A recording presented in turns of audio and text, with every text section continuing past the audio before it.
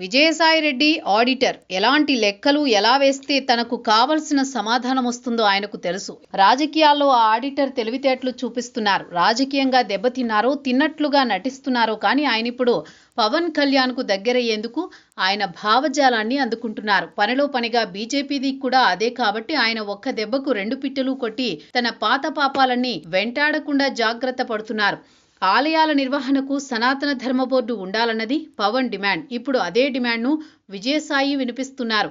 హిందూ దేవాలయాలపై ప్రభుత్వ నియంత్రణ సమస్యకు పరిష్కారం చూపాలని అంటున్నారు. ఇతర మతాల సంస్థలు పూర్తి స్వయం ప్రతిపత్తితో పనిచేస్తున్నాయి. అయితే హిందూ దేవాలయాలు ప్రభుత్వ నిర్వహణ బోర్డుల ద్వారా నిర్వహిస్తున్నారని, ఇది ఆర్టికల్ 14 కింద వ్యతిరేకమని అంటున్నారు.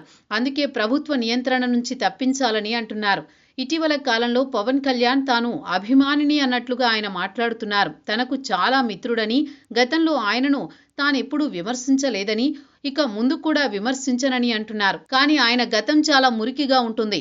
జగన్ని మెప్పించడానికి పవన్ ఎన్ని మాటలన్నారో సోషల్ మీడియాలో ఎప్పటికప్పుడు గుర్తు చేస్తూనే ఉంటుంది. అటు పవన్ ఇటు బీజేపీకి దగ్గరయ్యేందుకు విజయసాయి స్కెచ్ వేస్తున్నారని సులువుగా అర్థమవుతోంది. ఇది ఆయన ఆపరేషన్లో భాగమా లేకపోతే సర్వైవింగ్ టాక్టిక్స్నా అన్నది తేలాల్సి ఉంది.